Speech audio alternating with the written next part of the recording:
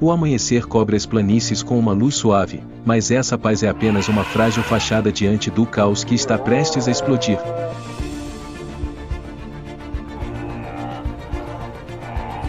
À medida que a terra e o céu revivem, a batalha pela vida torna-se mais brutal do que nunca.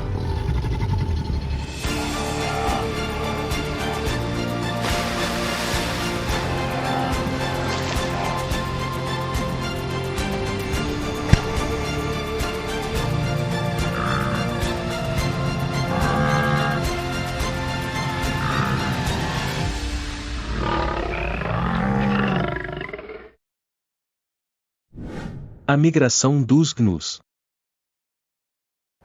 Do renascimento à armadilha mortal. O amanhecer no Okavango, após as primeiras chuvas da estação, se estende como um lençol de seda úmido.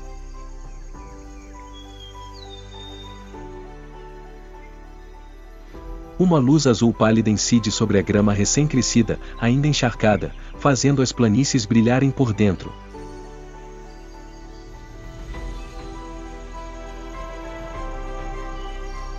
O solo encharcado forma finos riachos que serpenteiam pelos bancos de lama que ainda não secaram.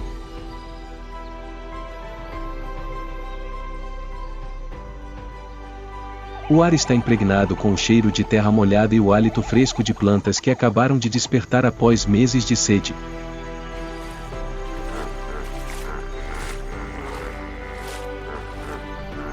A terra que antes estava rachada pela seca agora parece ter revivido.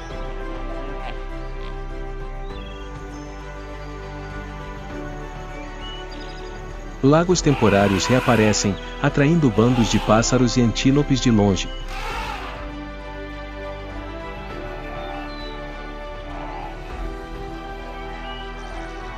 Uma brisa suave soprava, fazendo com que as nuvens de chuva deslizassem lentamente pelo céu límpido, como se toda a floresta respirasse fundo após um período de agonia.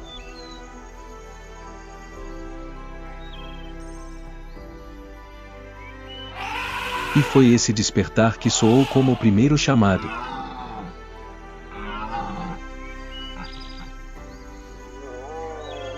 Do horizonte, uma grande nuvem de poeira se levantava em longas e sinuosas faixas.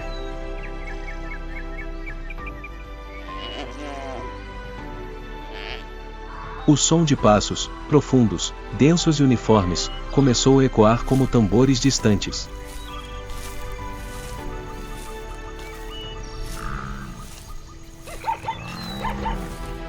Uma enorme corrente de água negra surgiu no mar de grama verde, despertando a manada de gnus.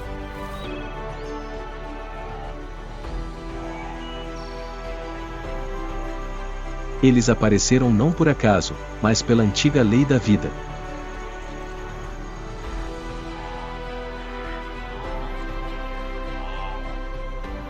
Durante a estação seca, os gnus precisavam deixar Okavango, buscando terras distantes em busca de pasto e água.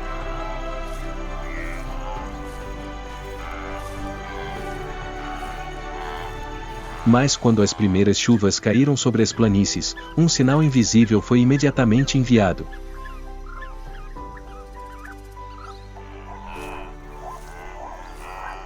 O cheiro de grama fresca, a umidade no vento e o vapor subindo do solo tornaram-se sinais inconfundíveis do instinto migratório dessa espécie.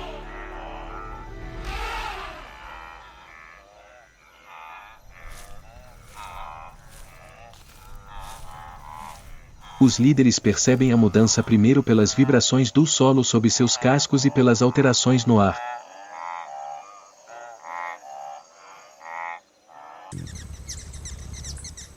Começam a se mover, e a manada os segue imediatamente, milhares de indivíduos, formando um fluxo interminável, retornando ao lugar onde antes havia alimento, água e vida.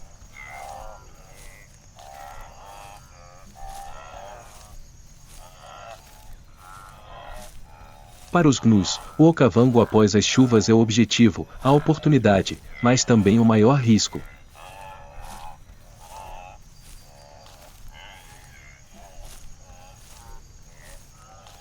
Ali está a grama fresca, a fonte de energia necessária após uma longa jornada.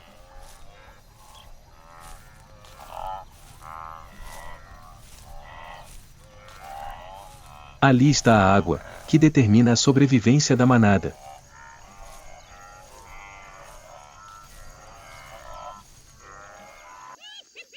E também ali, o predador sentiu o cheiro desse retorno.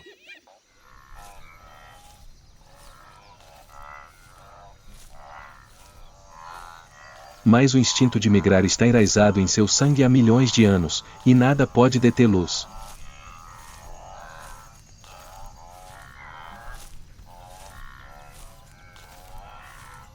Quando o Okavango renasce, os gnus não têm escolha a não ser retornar.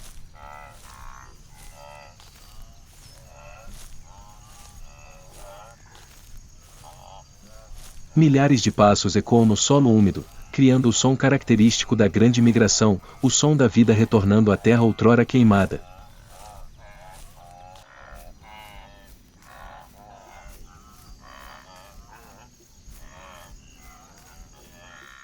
É por isso que estão aqui, neste lugar, neste momento.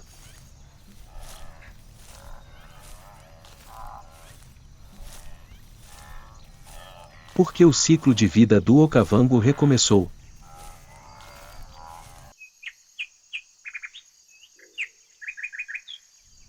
Os líderes param, cabeça erguida, orelhas em alerta.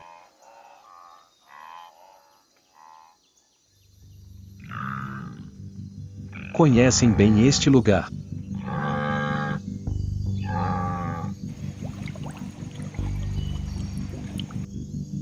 O rio Chobe, o assassino silencioso do Okavango.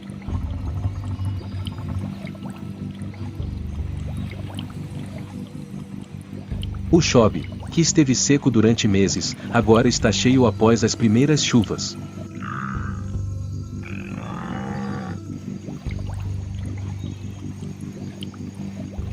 E quando a água retorna, também retorna seu governante, o crocodilo do Nilo.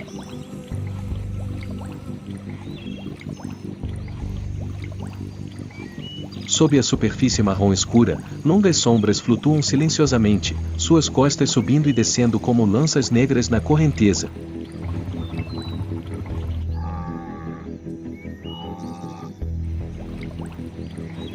Nenhum som, nenhuma ondulação, apenas o silêncio sinistro dos predadores mais perfeitos do continente.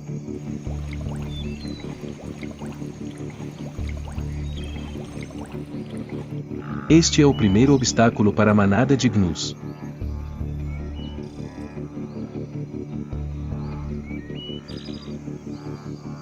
E também seu leito de morte.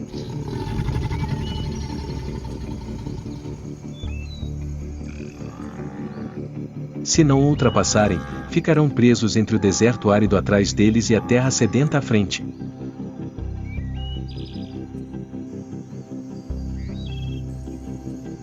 Sem pasto.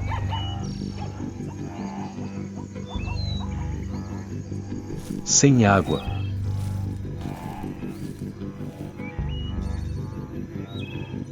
Sem escolha.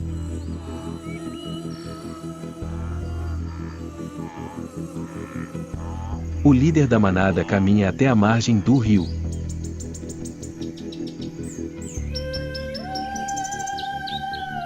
Sente o cheiro do vento, da lama, o cheiro da morte.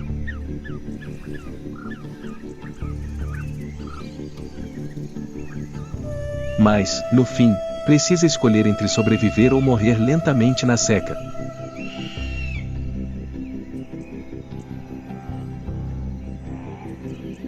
Dois. Atrás, a manada avançava vigorosamente.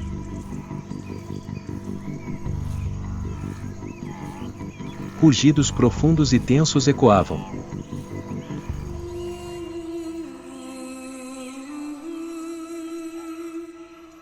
Os filhotes tremiam, escondendo-se entre os ombros da mãe.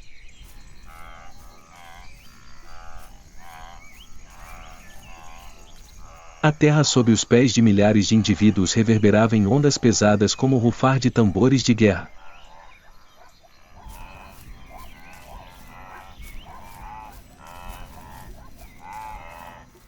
Um longo rugido ecoou.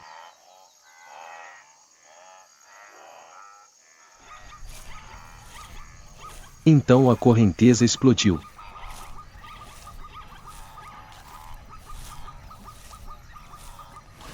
A manada de gnus mergulhou na água.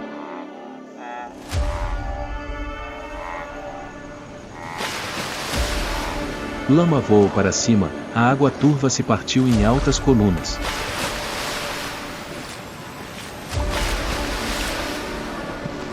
Os mais velhos lideravam o caminho, criando um forte vórtice, quebrando o ímpeto da água.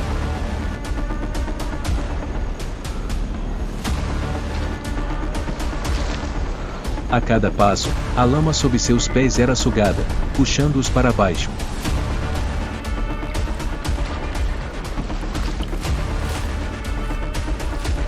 Então as mandíbulas gigantes irromperam da água.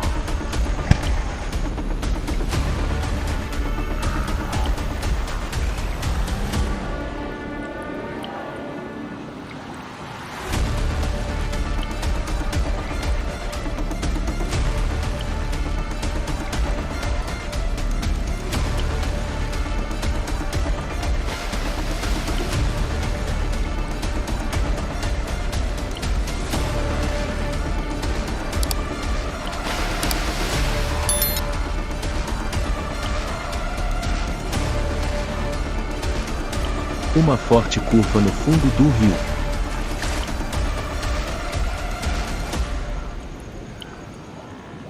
A presa desapareceu.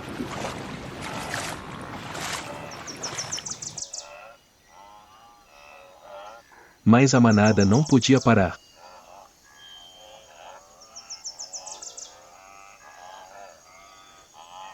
Parar significaria a morte.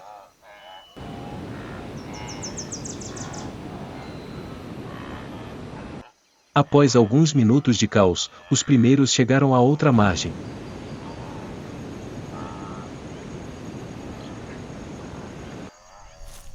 O chão era macio e escorregadio, mas era solo vivo, não mais água morta.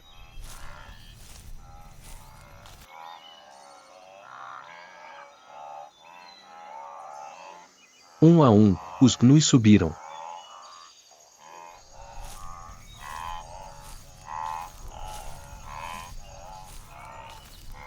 Seus corpos tremiam, a lama grudava em suas peles, a respiração era ofegante.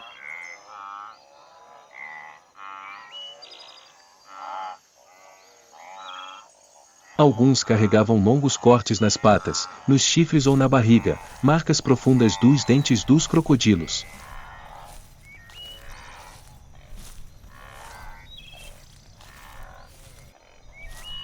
Mas eles haviam conseguido.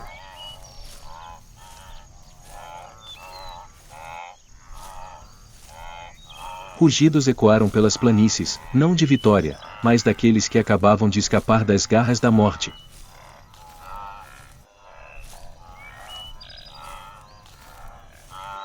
O rio Chobe voltou ao silêncio, como se nada tivesse acontecido.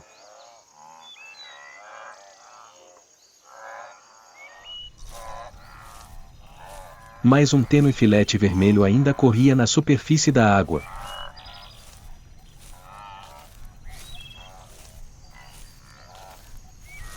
A manada de gnus não olhou para trás.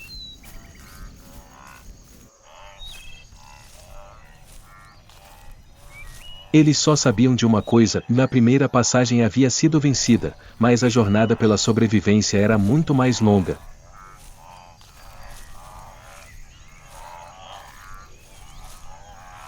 Após cruzar o rio Chobe, as planícies se abriram diante deles.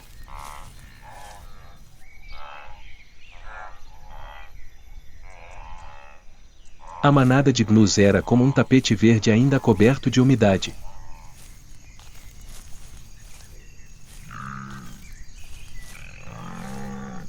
O sol subiu, o solo aquecendo gradualmente, dissipando a sensação de frio e umidade que se agarrava à sua pelagem molhada.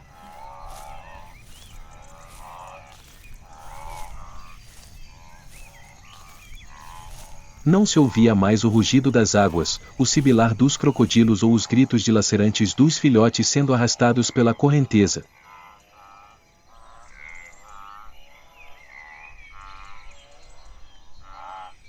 Havia apenas o som de uma brisa suave soprando sobre a grama e a respiração pesada da manada, que gradualmente se acalmava.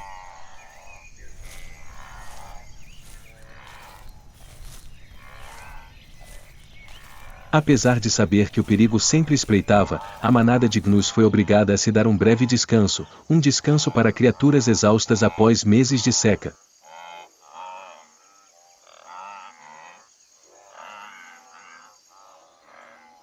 Os adultos se abaixaram, mordendo os primeiros tufos de grama jovem após meses de seca.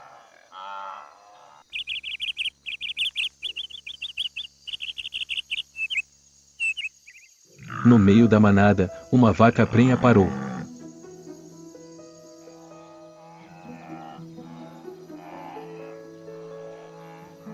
Ela respirava com dificuldade, sua barriga se contraindo a cada respiração.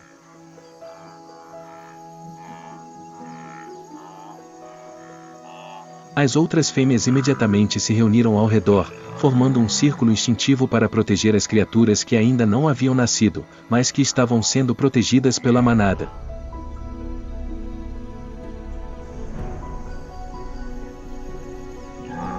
O vento soprou, fazendo a grama tremer levemente, e nesse ritmo natural, um filhote nasceu.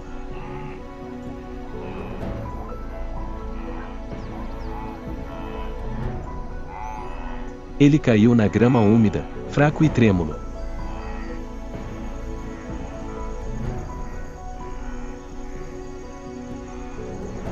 Poucos segundos depois, a mãe se abaixou para lamber a lama e o sangue de seu corpo, incentivando-o a se levantar.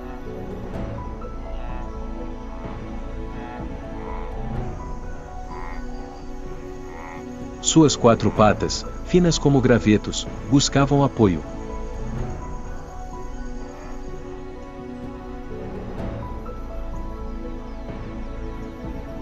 Mas, como em muitas gerações anteriores, o instinto é mais forte que a primeira fraqueza.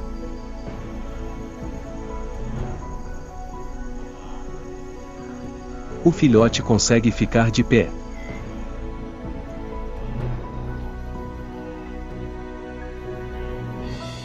Um rugido suave das fêmeas ao redor não é alto, não é pânico, mas sim uma saudação a um novo membro da grande jornada.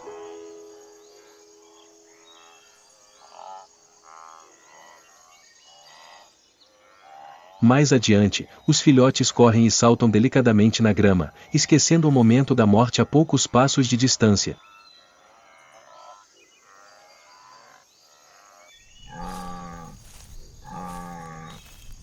Alguns machos jovens começam a se cutucar com seus chifres macios, treinando para as lutas de verdade quando crescerem.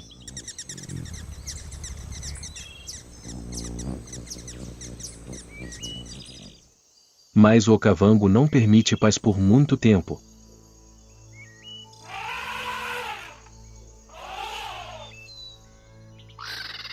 Abutres ainda circulam no céu.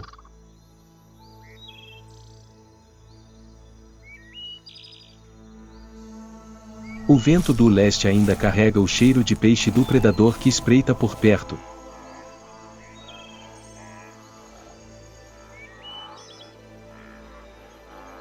Mas, neste momento, a manada de gnus ainda se permite viver, permite que os filhotes cresçam, permite que novos indivíduos nasçam.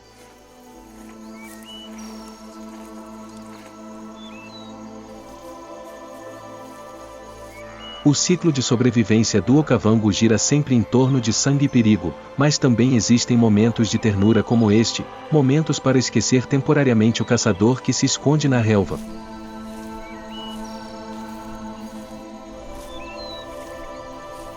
E é nesses raros momentos de silêncio que a manada de gnus recupera as forças para continuar a sua jornada. 3.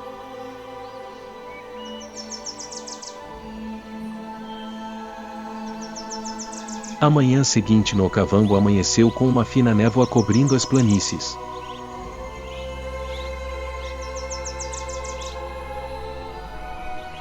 A luz do sol da manhã filtrava-se pela névoa, criando colunas brancas de luz que pareciam pairar no céu.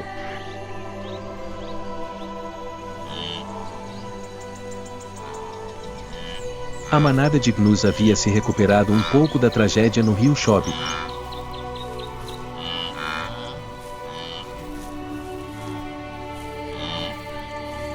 A vida parecia ter retornado.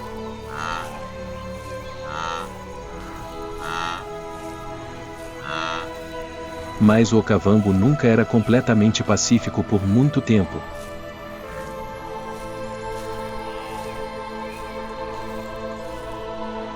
Um grupo de animais pastando ergueu repentinamente a cabeça em uníssono.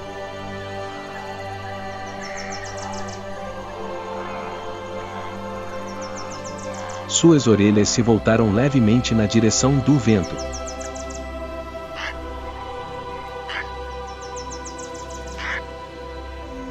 A mudança não produziu um ruído alto, mas foi suficiente para que a manada percebesse que algo estava diferente.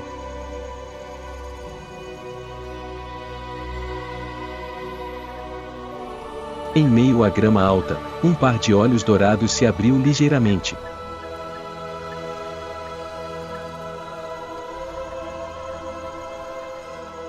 O corpo longo e gracioso do predador agachou-se rente ao chão, quase desaparecendo na grama queimada.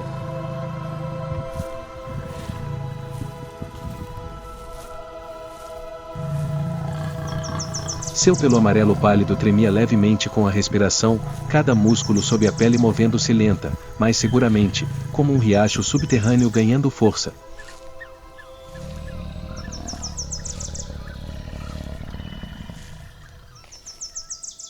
Ele observava a manada desde a tarde anterior, analisando como descansavam, se moviam e as pequenas brechas que faziam quando começavam a baixar a guarda.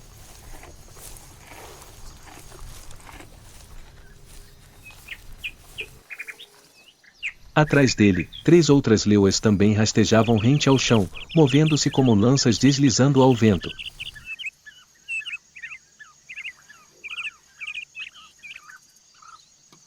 Sem sibilos, sem rugidos, apenas o som da grama sendo cortada enquanto seus pelos amarelo pálidos roçavam.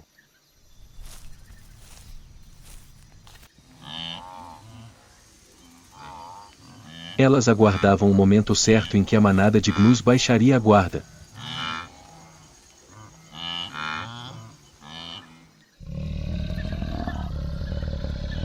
E esse momento estava chegando lentamente.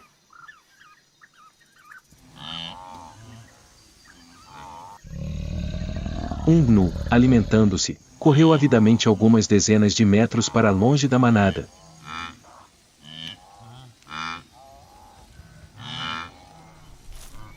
A distância era pequena, mas suficiente para se tornar um beco sem saída.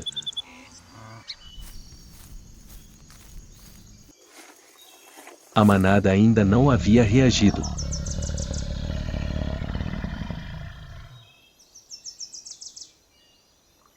Mas o leão esperava por esse momento a manhã toda.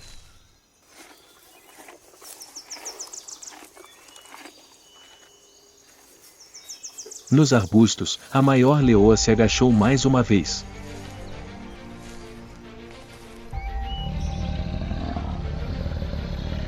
Seus músculos estavam tão tensos quanto a corda de um arco pronta para disparar.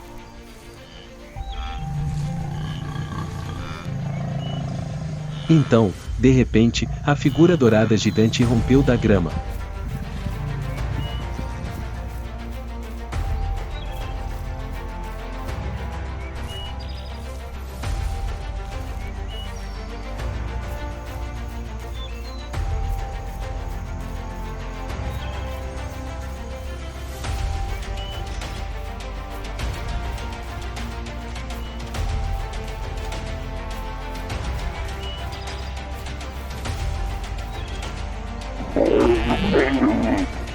Um baque surdo ecoou quando seu enorme corpo caiu na grama.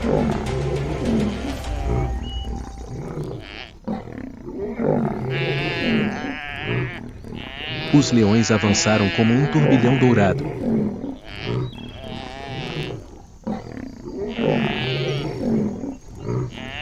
A manada permaneceu imóvel, sem fugir.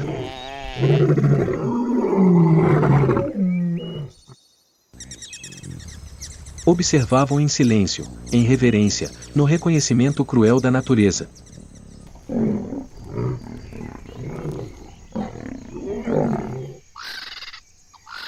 Não houve grito de dor.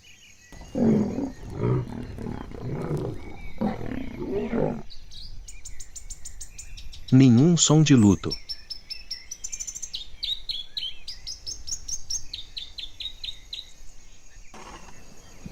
Apenas silêncio, o silêncio de uma manada que testemunhou o preço da sobrevivência.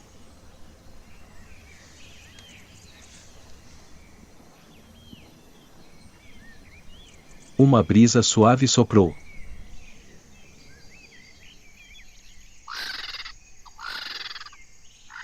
A grama balançou.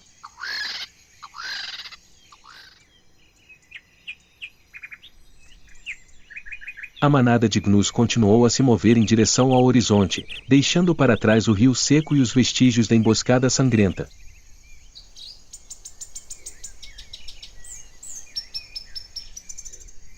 Ninguém olhou para trás, porque no Okavango, a vida é apenas para aqueles que sabem seguir em frente.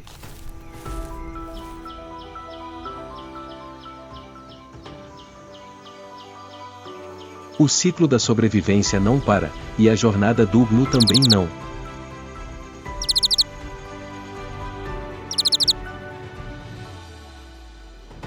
Porque nesta planície, nunca há apenas um caçador.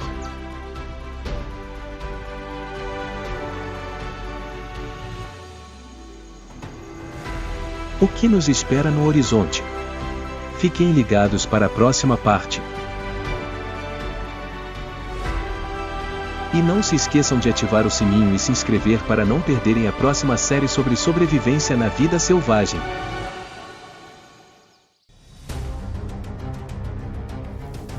O sol vermelho nasce sobre a terra seca e rachada do Saara. Este é o território dos assassinos silenciosos, onde o veneno é a arma suprema.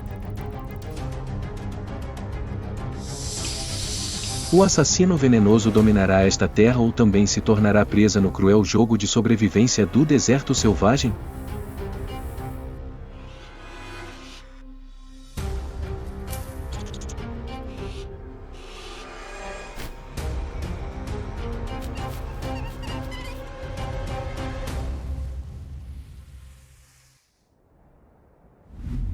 Sahara Wilds, cobras venenosas e a caçada sem fim.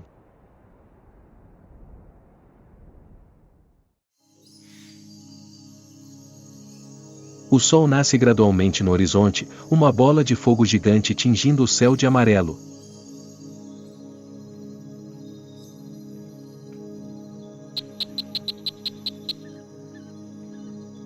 A primeira luz do dia se filtra por cada duna de areia, fazendo o Saara brilhar como um mar infinito de fogo.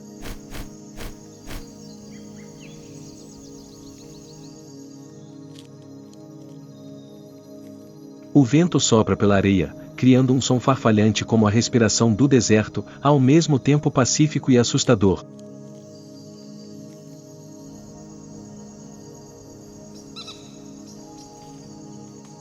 O chão começa a tremer na ilusão da luz do sol, como se todo o espaço estivesse derretendo.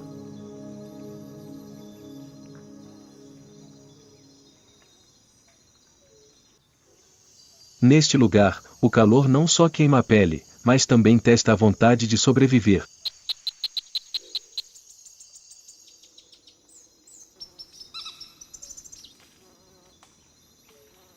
Em meio ao mar de areia escaldante, um pequeno movimento faz o chão tremer.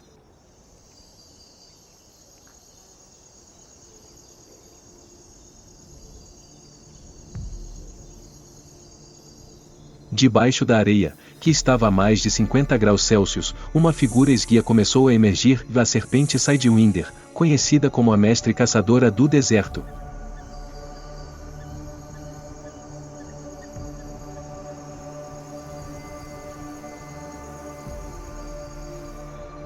Seu corpo não deslizava reto como as cobras normais, mas curvava-se em forma de S, levantando duas partes do corpo do chão enquanto a parte do meio deslizava para a frente.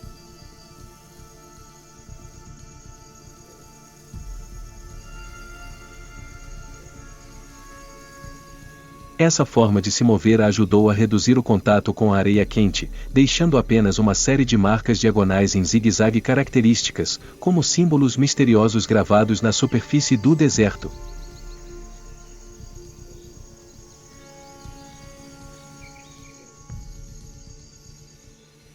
Não foi apenas uma adaptação, mas uma obra-prima evolutiva.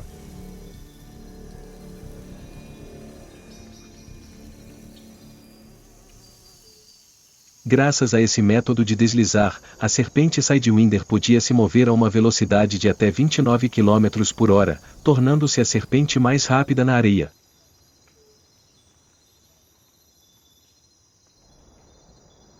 O sol estava em seu zênite.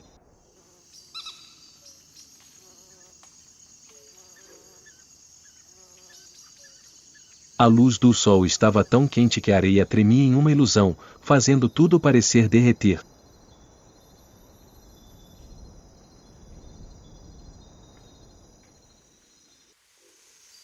O espaço estava completamente silencioso, apenas o som do vento quente assobiando pelas dunas de areia secas e infinitas.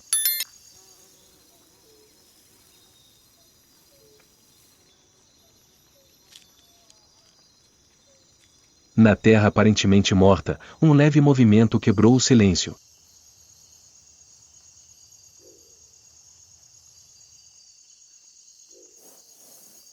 Não muito longe, um lagarto geco do deserto se movia.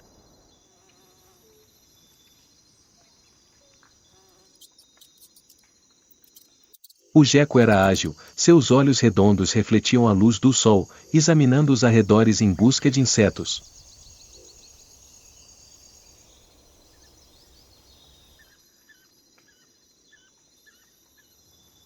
Cada grão de areia fina deslizava para baixo, então uma pequena cabeça emergia, os olhos amarelo claros e frios da cobra Sidewinder.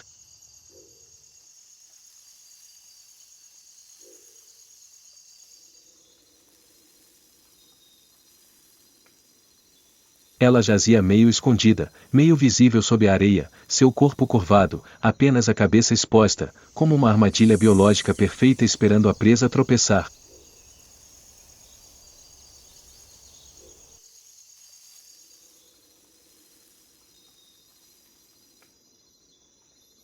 O deserto inteiro pareceu prender a respiração.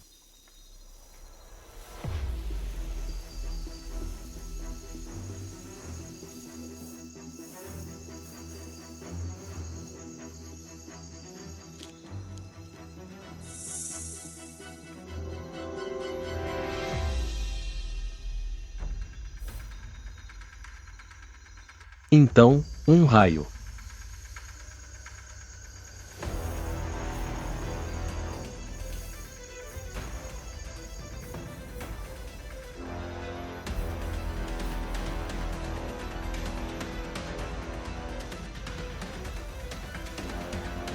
A areia recuou, o vento soprou e tudo voltou ao silêncio.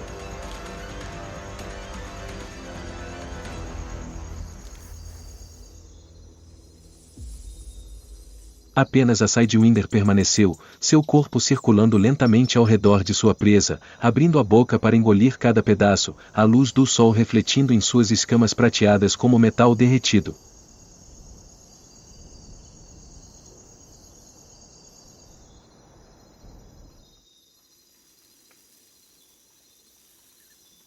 Após terminar a caçada, quando a luz do sol do deserto suavizou, a cobra Sidewinder iniciou uma jornada diferente, uma jornada para sustentar a vida.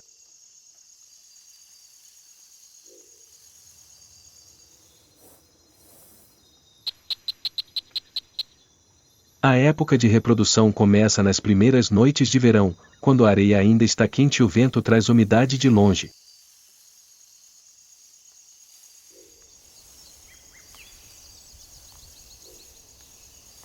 O macho segue o rastro de feromônios deixado pela fêmea, e o acasalamento ocorre silenciosamente nas sombras da areia, de forma breve, mas precisa.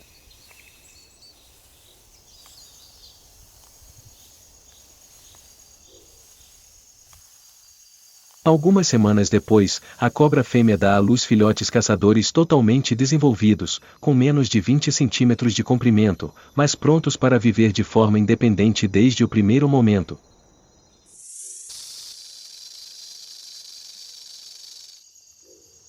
No mundo hostil do Saara, a vida não se sustenta pelo barulho, mas pela perseverança silenciosa desta própria cobra.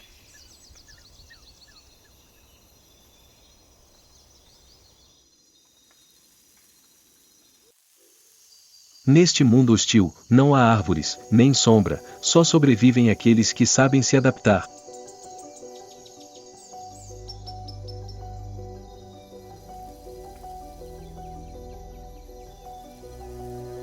Sidewinder, que nasceu da areia e vive do silêncio, é um símbolo do instinto de sobrevivência absoluto.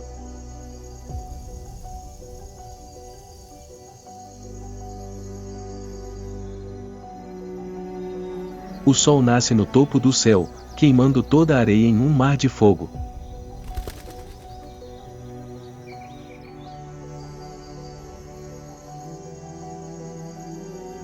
O ar vibra em uma miragem térmica, toda a vida parece desaparecer sob a luz branca, forte e ofuscante.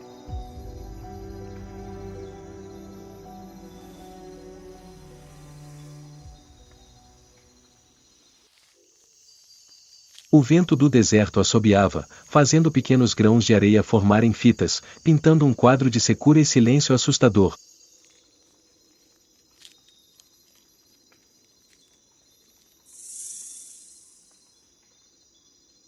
Naquele espaço, todo movimento se torna um luxo, apenas alguns insetos rastejam para se abrigar do sol, e a cobra Sidewinder se enterrou profundamente na areia para reter o que restava de frescor.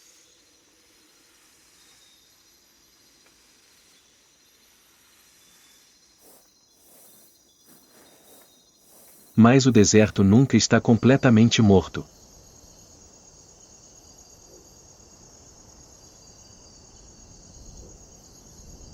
Sob a areia escaldante, uma pequena criatura se esconde na sombra, esperando seu momento.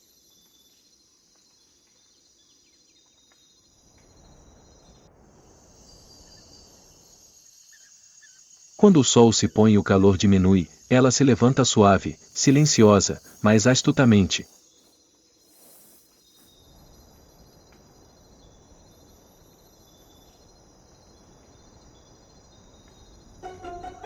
Essa é a raposa do deserto, a mestra da escuridão do Saara, um símbolo de extraordinária adaptação entre o calor e o frio, entre a dureza e a vida.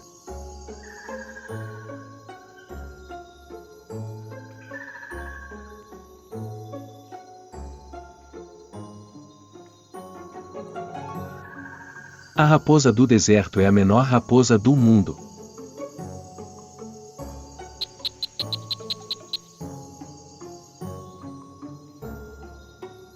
Seu corpo tem apenas cerca de 30 a 40 centímetros de comprimento, pesa menos de 1,5 kg, mas possui orelhas gigantes de até 15 centímetros de comprimento, quase metade do comprimento do seu corpo.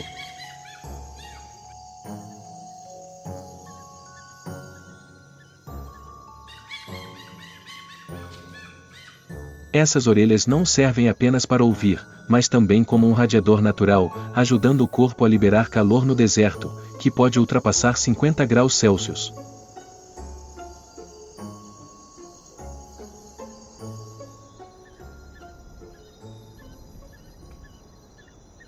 A pelagem creme clara reflete a luz, criando uma sombra que se funde com a cor da areia, uma camuflagem perfeita e proteção contra o calor intenso.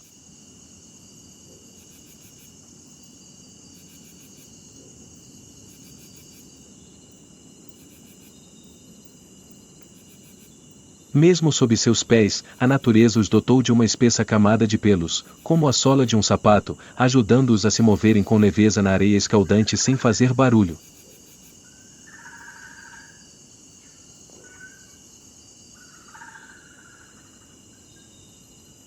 Os fenecos são caçadores noturnos.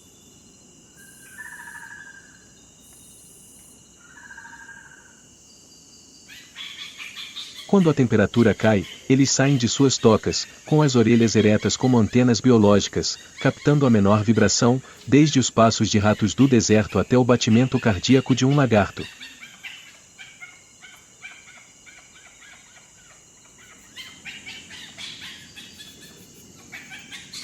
Com saltos precisos e rápidos como um raio, eles capturam suas presas em segundos.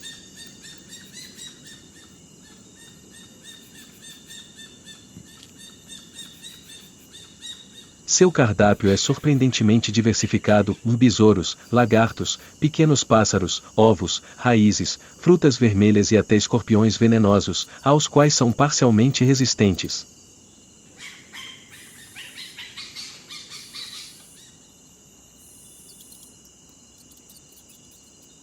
Os fenecos quase não precisam beber.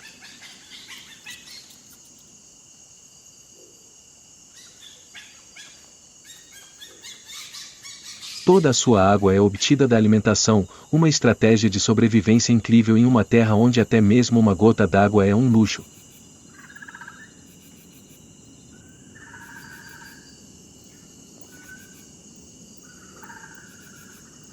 Elas constroem sistemas de tocas de até 10 metros de profundidade, com muitas passagens e saídas, onde a temperatura é estável o ano todo, fresca durante o dia e quente à noite.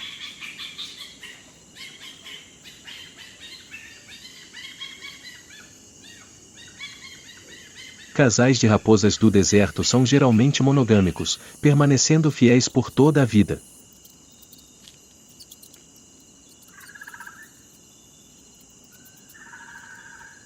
Mas mesmo esse mestre da adaptação tem inimigos naturais.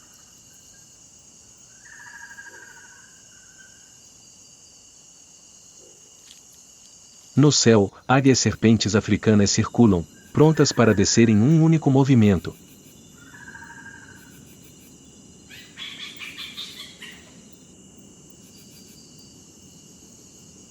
No chão, caracais, cobras venenosas e chacais do deserto espreitam.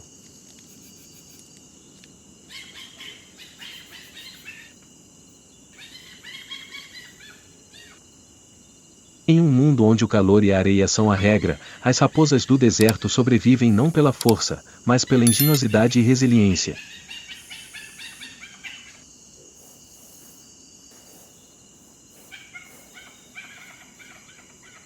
Elas são um testemunho da extraordinária adaptabilidade da natureza, onde beleza, sabedoria e instinto andam juntos.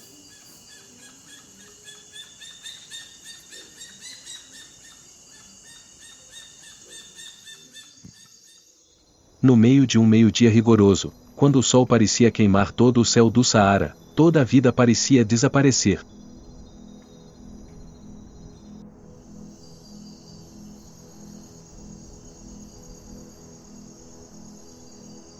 Não havia sombra, nem vento, apenas o calor sufocante que subia da areia, distorcendo o espaço como se estivesse derretendo.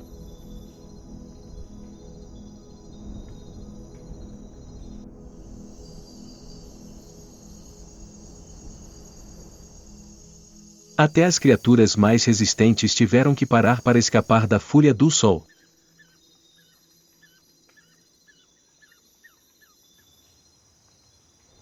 No entanto, naquele momento em que a vida parecia parar de respirar, um pequeno movimento surgiu no mar de areia escaldante.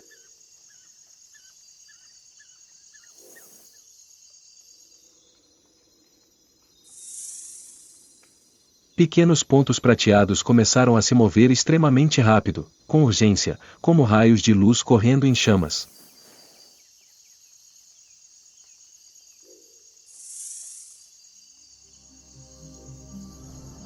Não eram ilusões, mas as únicas criaturas que ousaram desafiar o sol no deserto.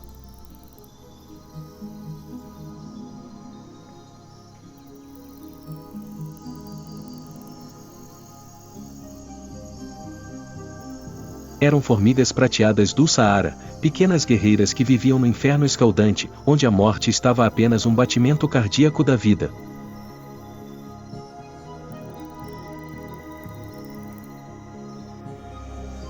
O corpo das formigas prateadas tinha apenas 8 a 10 milímetros de comprimento, coberto por pelos metálicos que refletiam a luz, criando uma cor prateada cintilante característica.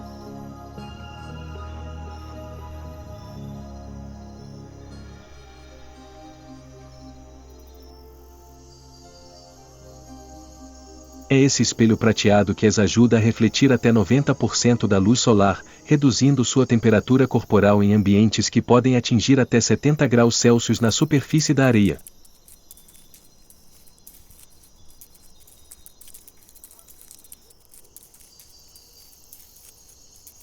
Suas pernas têm o dobro do comprimento da altura do corpo, o que as ajuda a levantar o corpo da superfície escaldante e a acelerar excepcionalmente, movendo-se a velocidades de até 1 metro por segundo.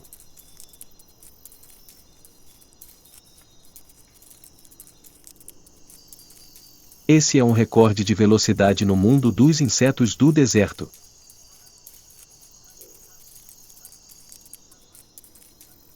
Ao contrário de muitas outras formigas, as formigas prateadas do Saara não caçam presas vivas.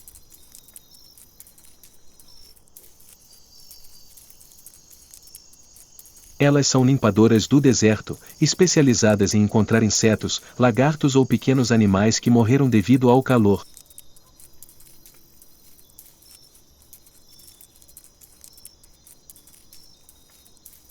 O tempo que elas saem para forragear dura apenas alguns minutos por dia, por volta do meio-dia, quando a temperatura é tão severa que nenhum predador está ativo.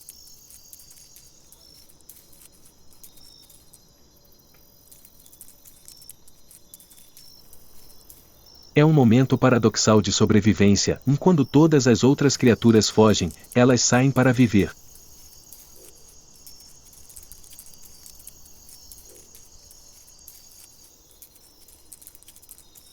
As formigas prateadas navegam pela luz solar refletida e pelo ângulo dos raios ultravioleta, armazenando mapas espaciais em seus cérebros para retornar ao ninho com absoluta precisão, mesmo que a jornada seja de centenas de metros através das dunas de areia vazias.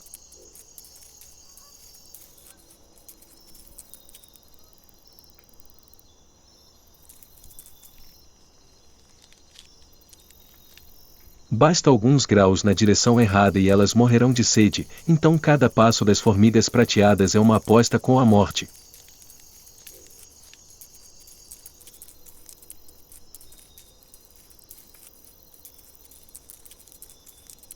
Curiosamente, as formigas prateadas do Saara podem suportar temperaturas de até 53,6 graus Celsius em seus corpos, um nível em que a maioria das outras criaturas parou de funcionar.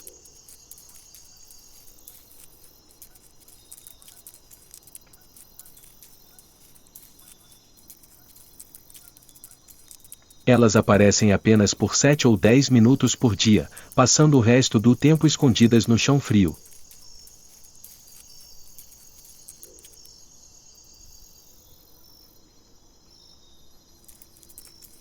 Suas pernas longas ajudam seus corpos a se elevarem 4 milímetros acima do solo, o que é pouco, mas suficiente para criar uma diferença de temperatura de quase 10 graus Celsius em comparação com a superfície da areia.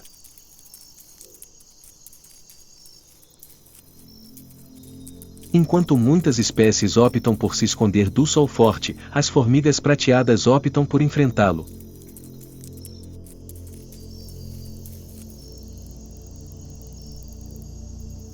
Elas são uma prova dos limites de resistência da natureza, pequenas, resilientes e brilhando tanto quanto a luz prateada refletida de seus corpos na areia do Saara.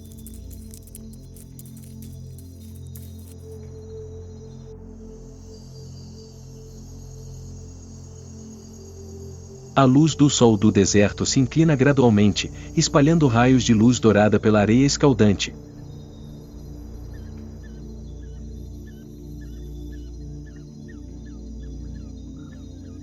O céu profundo é como um espelho azul cintilante, onde cada vento quente se enrola em ondas nebulosas.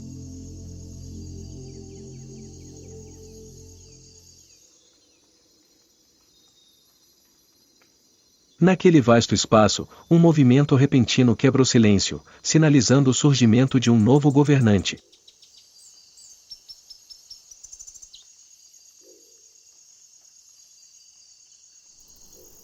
De cima, uma sombra negra com envergadura de mais de 1 metro desliza repentinamente pelo céu brilhante.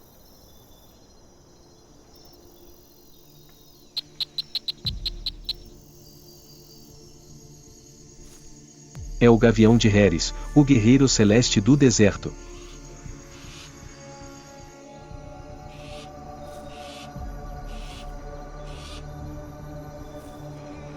A plumagem marrom escura com manchas brancas destacava-se ao sol, as patas douradas eram vigorosas e o bico afiado e curvo brilhava com um olhar mortal.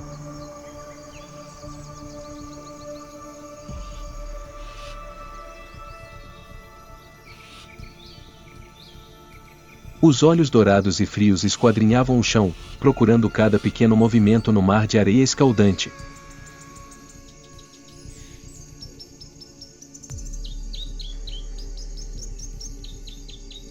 Ao contrário de outros gaviões solitários, o Gavião de Heres raramente sabia como se coordenar em bando.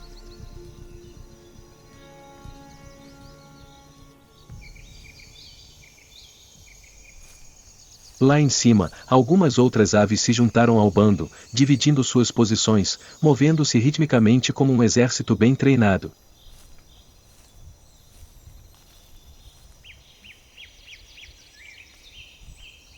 Começaram um cerco do céu, uma tática de caça exclusiva desta ave.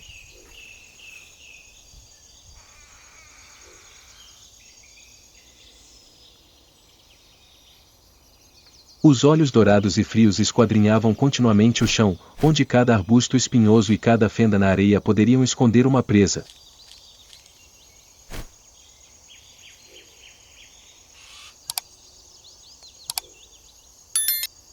Um deles inclinou repentinamente as asas, as garras ligeiramente retraídas, o olhar fixo na pequena figura que se contorcia sob o arbusto espinhoso seco.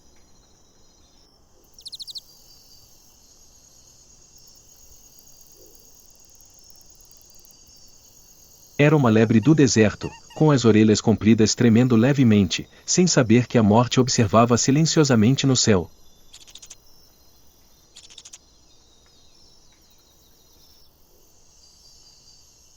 O ar parecia congelar.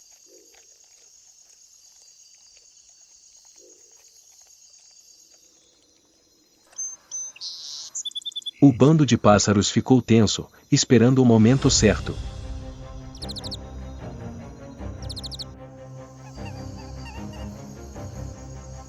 De repente, ele desceu em voo rasante.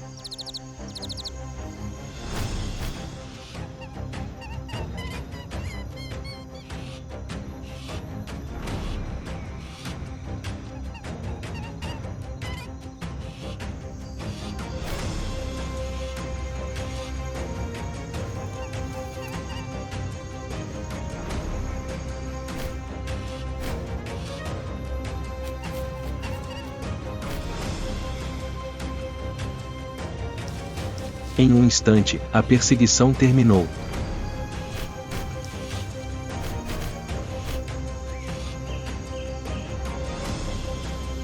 Na areia escaldante, o coelho estava imóvel, tornando-se um banquete para o guerreiro que sabia caçar com táticas perfeitas.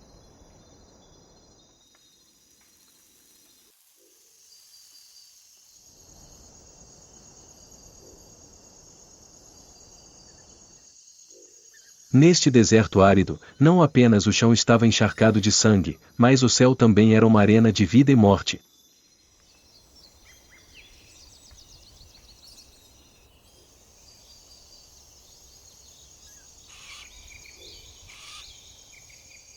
O gavião de Harris, uma rara ave de rapina cooperativa, é um testemunho do poder das táticas e da solidariedade no mundo selvagem.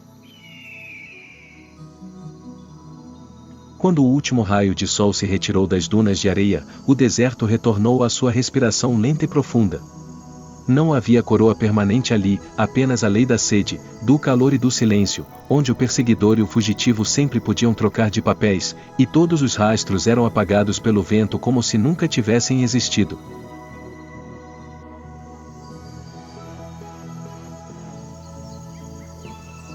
Cada perseguição, cada fuga, era apenas uma forma de transferir energia para que o círculo pudesse continuar girando.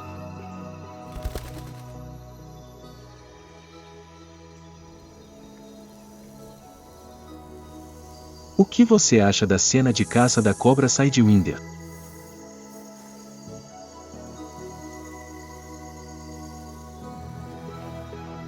Deixe um comentário abaixo do vídeo.